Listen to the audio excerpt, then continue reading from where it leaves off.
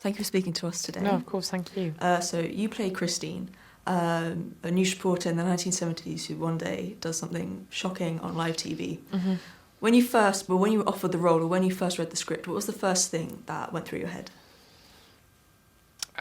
Fear.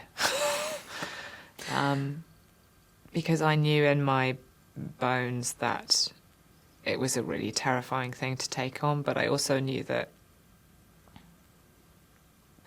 an actor's job is really empathy, when you boil down to it. And if I feel something strongly for a character, then no matter how frightening it is, I feel also a responsibility to make other people feel something for them too. Mm. And that's what I do, is to humanise.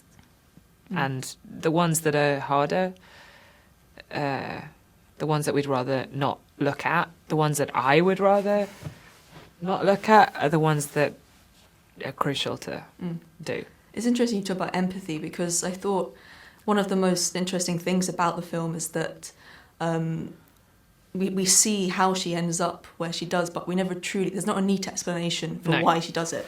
And as the actress, did you feel you understood her at any point, or that you got under her skin? I had a really good instinct, but I don't know. I mean, I really don't know. And honestly, I don't think that Christine would say that she understood herself fully. I mean, someone that's in that much turmoil, they don't have answers for why they are what they are. They just know that they're struggling with why they are. And the pain of that, the pain of waking up with that impulse and that inability to make it through is tremendously frustrating for people. I don't think people say, oh, I'm like this because of this. That would make everything a lot easier. So how did you prepare for the role? I spent about 3 months preparing for it. I did everything that I felt I could. Some of it was quite mystical and strange, and I'm not going to really go into it. A lot of it was watching. I had 15 minutes of footage of her. Okay. And I suppose I studied that in whatever way I could over a long time. And I think there's something when you first meet someone, you have a sort of intuitive response about them, like a first impression. Yeah. And that gets coloured by all sorts of other things. But then, eventually you realise that the first impression was actually quite interesting. You can intuit an awful lot about someone from that.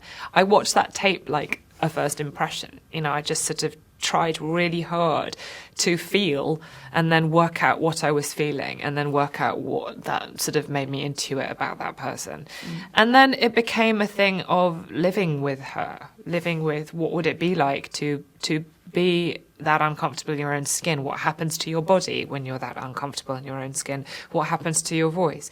Okay, yes, I'm doing an impression, but I've got to make it mine. I've got to internalize it and I've got to make it real to me. And so it very quickly doesn't become an impression. It becomes something else. And alongside that, I felt a huge responsibility to understand mental health issues. I read a lot of books about people who have struggled with suicide attempts or survivors of that, and depression and bipolar and autistic spectrums. And I read a lot. I'm not completely immune to it. I have people in my life who deal with mental health issues. And I myself have oftentimes in my life had bad experiences with anxiety and, definitely highs and lows. I've never been medicated. I feel very lucky that I've not had to deal with it in that sense. But it's not something that's completely alien to any of us these days.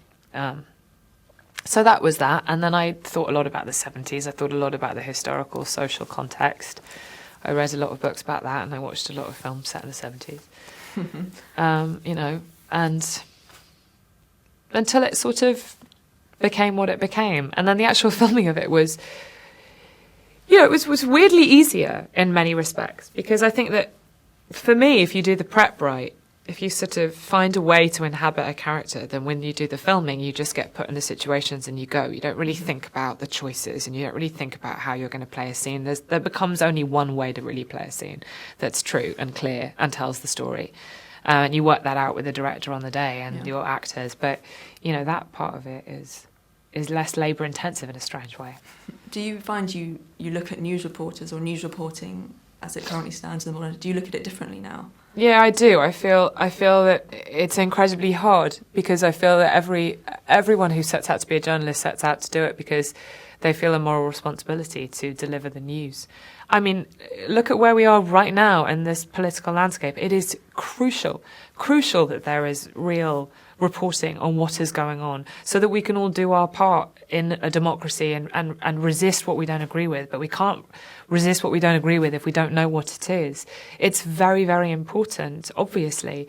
But, you know, I look at the experience of making Christine has made me realize that everyone sets out with those intentions, but that gets colored by everyone above you is saying, well, if you're going to get to here, then you've got to deliver this, and you've got to get the ratings here, and you've got to keep. It's always coming from somewhere else, but the effect of it is, it's incredibly hard. It's incredibly hard to maintain that integrity. Yes.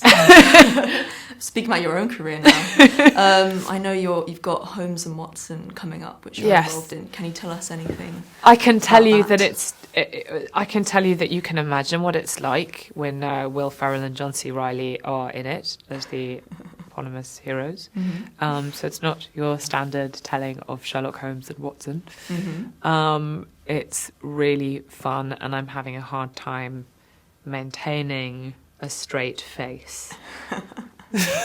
Okay, well that sounds brilliant. We look forward to it. And Christine, you do a truly fantastic job. Thank you. It was a brilliant film. Thank you. Thank you very much.